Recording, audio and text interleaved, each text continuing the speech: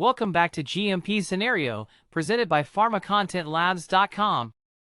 All right, let's talk about something that can be a real weak spot in a lot of quality systems, and that's accountability. Specifically, I'm talking about what happens when ownership in your CAPA system, your corrective and preventative action system, just completely falls apart. So yeah, let's dive in. You know this one, right? We've all heard it.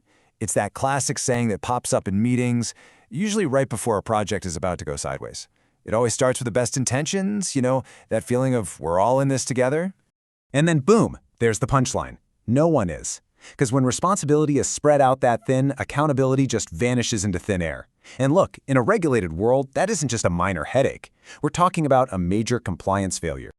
Okay, so let's walk through a scene that I bet is going to be painfully familiar if you've ever worked in quality management. I call it the ownership void. And trust me, it pops up in documentation way more than any of us want to admit. And here it is, the dreaded ghost CAPA. I'm sure you've seen one of these. At first glance, everything looks fine, right? The form seems complete, the actions are all laid out nice and neat, but then you look a little closer. You check that box for who's responsible, and what do you see? Something super vague like just operations or the lab. There's no actual person's name there. So who's going to do the work? And that's the core of the problem. With no specific owner, that CAPA just floats. It's a ghost haunting your system. Now, it's so easy to just shrug this off as a small oversight, a simple paperwork mistake. But I'm telling you, it's way more serious than that. This isn't just some one-off error. It's a huge symptom of a fundamental breakdown in your whole governance structure. And this really nails the disconnect. On one side, you've got the assumption, someone will get to it. That's not a plan, that's just wishful thinking. But on the other side, that's the reality. It's a governance failure. The system itself has dropped the ball by not demanding that every single action has a specific, accountable person tied to it. And here's why you really need to care about this. When an inspector or an auditor comes in and sees a CAPA assigned to a whole department instead of one person, they don't see a tiny mistake. Nope. They see a total lack of control over one of your most critical systems. It's an instant red flag, and it tells them your whole process might be shaky. And the fallout from this? It's real, and it hurts. Without someone actually driving it, the CAPA just stalls out.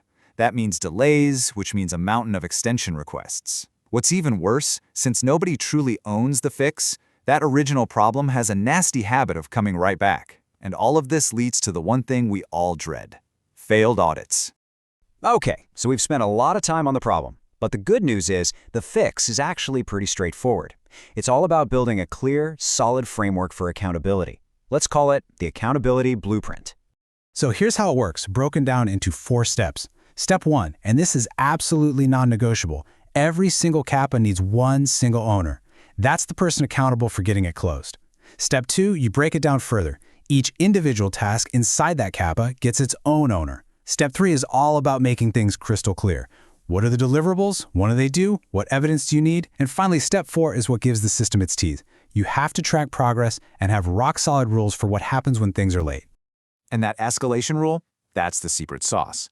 It's what stops things from falling through the cracks. If a due date gets missed, it can't just linger in someone's inbox. No, it has to be automatically kicked up to management. This shines a spotlight on the issue and, you better believe it, creates a powerful reason for people to stay on track. All right, so having a great system in place is one thing.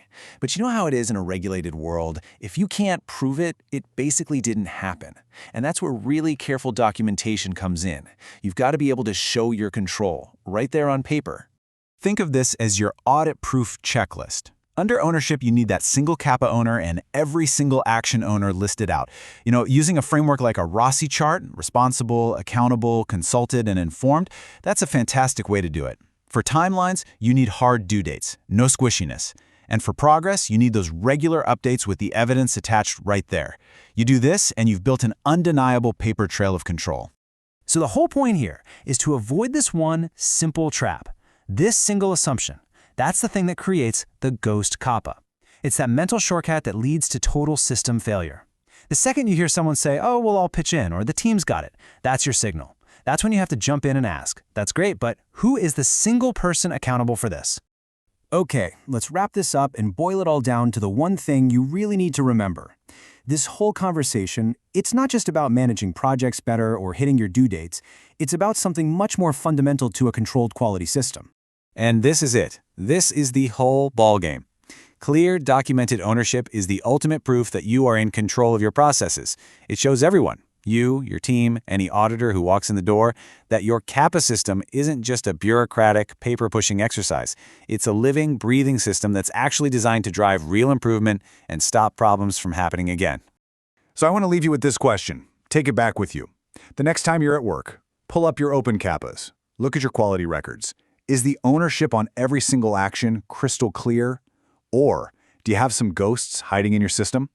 Because that answer, well, that's going to tell you everything you need to know about whether your quality system is built on a solid foundation of accountability or if it's just teetering on the shaky ground of assumption.